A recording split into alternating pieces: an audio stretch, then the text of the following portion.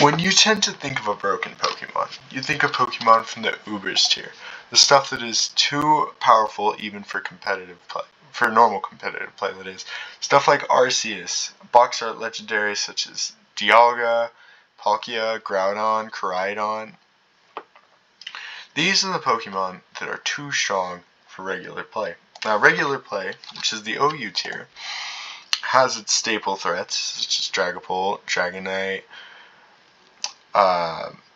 Kingambit, Iron Valiant, stuff like this. It's also very strong in the OU tier. Well, what about stuff that is considered not that great, even for, say, NU standards? Yes, I'm talking about Bidoof.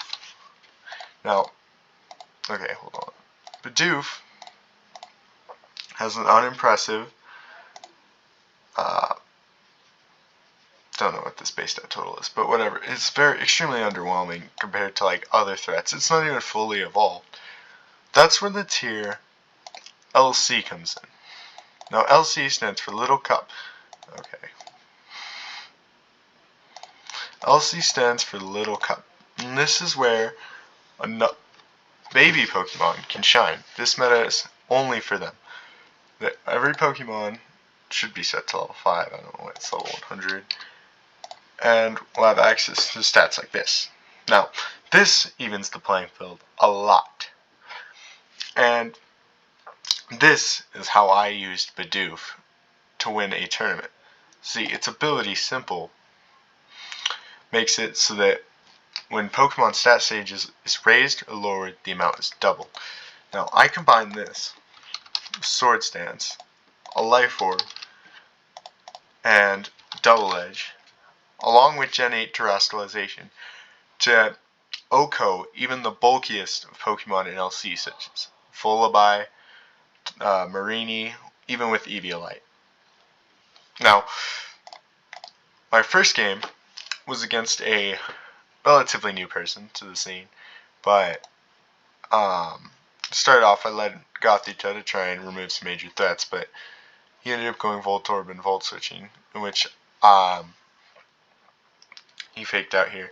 And I thought it was Fighting type, which is a misplay on my part, or else I would have switched. But anyways, he picks up the kill here. Now I go to Mienfoo because I had fake out, obviously, to claim my kill. And he's just able to Volt Switch on me here because I don't really want to switch anything into that. But this is where Bidoof is allowed to shine. Even with unaware Wooper, Bidoof is able to safely 2-hit KO it as an extremely powerful wall breaker.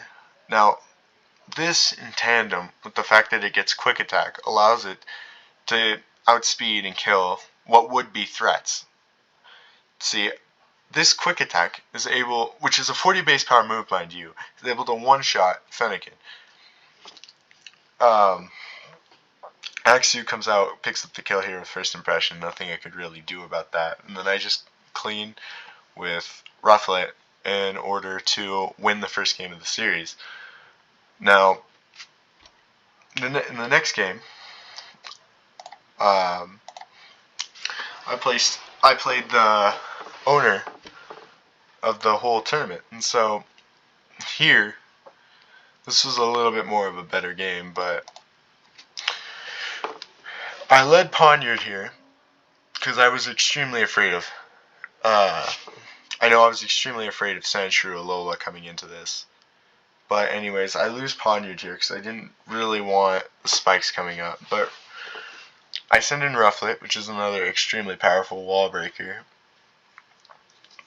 And that allows it to hit KO what would be walls. I was actually running Scarf on this, just so I could make sure I would outspeed stuff that's not necessarily a threat, like this Vulpix, but could do major damage, yes. So I pick up a kill there.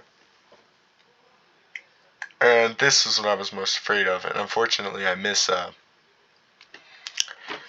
Brave Bird here, but I go into Pumpkaboo because, again, I was afraid of this, but I was Terra Steel, so I Flamethrower that to take it out, and the remaining threats on his team are essentially non-existent for me, because of what I have left compared to what he has left. And so I just kind of stall out my turns until I have entry for Bidoof.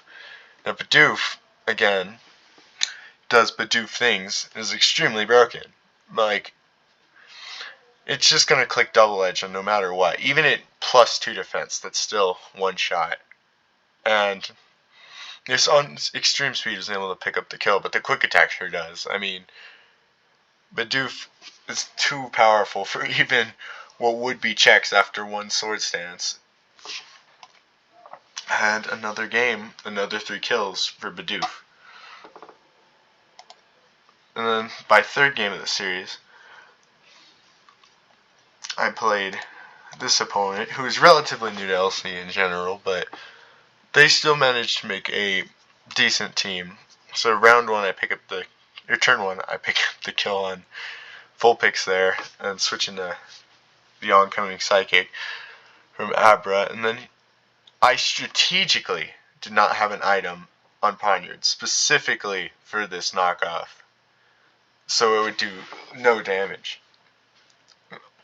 Now my Poniard's extremely powerful.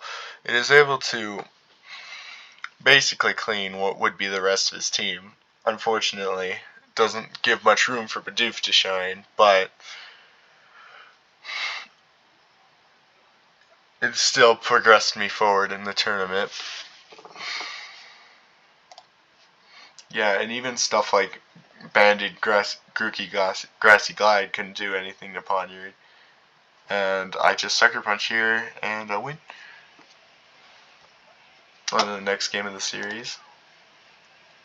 This was semifinals, and my opponent's team was very scary because he is what I consider to be the best mon in the format, which is Hisuian Growlithe. But anyways, going into this, I knew I could win with the correct play, and I also knew that this Noibat was going to be a huge threat, so I needed to remove it. I believe this Mudkip set was Choice Specs Scald, but that did nothing to that mon. So I decided to go out into Poniard here, because I know both stabs are, well, its stab and Giga Drain isn't going to be doing any damage. So I go for the Iron Head because I really want it removed, and I end up getting Chip on the Stunky. And then I predict the Flamethrower here going into Mudkip. This allows me to take out, oh, I'm not Specs, never mind, I think I'm Rust Talk, but anyways, yeah,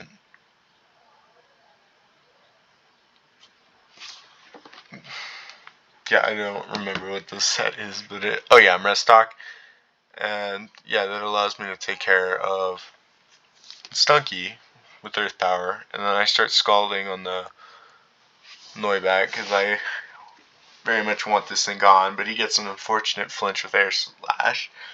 So I send in Gothita here to try and trap it, but he gets another unfortunate flinch, then a crit.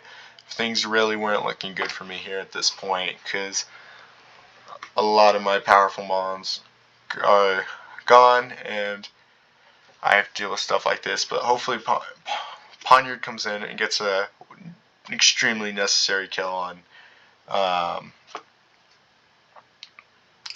Clink, and I had to risk the Sucker Punch here because I couldn't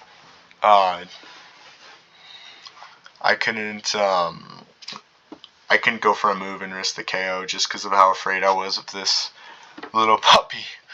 But High Jump Kick should do the trick here, but unfortunately he still has his Slabebe, but I guess it didn't matter. Nothing really wants to eat a High Jump Kick, but just in case, I switched to Bidoof here.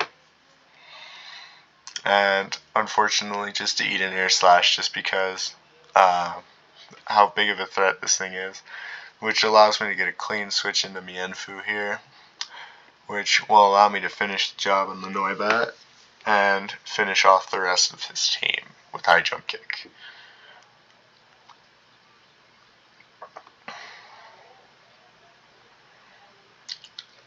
And that is the end of the semifinals. On to the final game.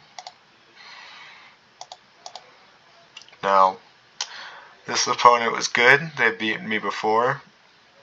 And I was here to exact my revenge. Now, this was the game with Specs Mudkip. This does loads of damage, but unfortunately has Bidoof, which is a pretty safe check to it.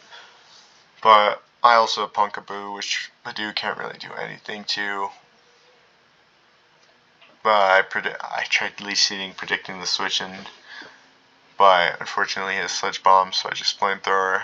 And so I go into Poniard here, because I know he's going to Sludge Bomb, and this allows me to get some pick up a free kill on the Bidoof, because I know he had Sleep Powder. And then Wilmer comes in. I was not expecting Water Spout. That was extremely scary. But I get the setup, and Sucker Punch doesn't kill, but it brings Water Spout down into nothing range, essentially. I go for the knockoff on the Fuecoco while he finishes off my Poniard. I really wanted to get that. I go to Rufflet because I know it can safely pick the KO without having very much to worry about. Then Hippopotamus comes in, probably looking to set rocks, and I unfortunately miss a Brave Bird. But I still had Mudkip, which again is Specs, is not really afraid of the things in this Subtease Terrabug Trapinch for some reason. But that crit didn't matter because Scald Specs Mudkip goes crazy. And at this point, I think I was just able to finish off with Mienfoo, but I still go into Pumpkaboo for some reason. And I guess just to make sure I pick up the kill, and then I finish off with the Bidoof, officially winning me this tournament. And it's over. Thank you all for watching, and this is how I won a Pokemon competitive tournament using Bidoof.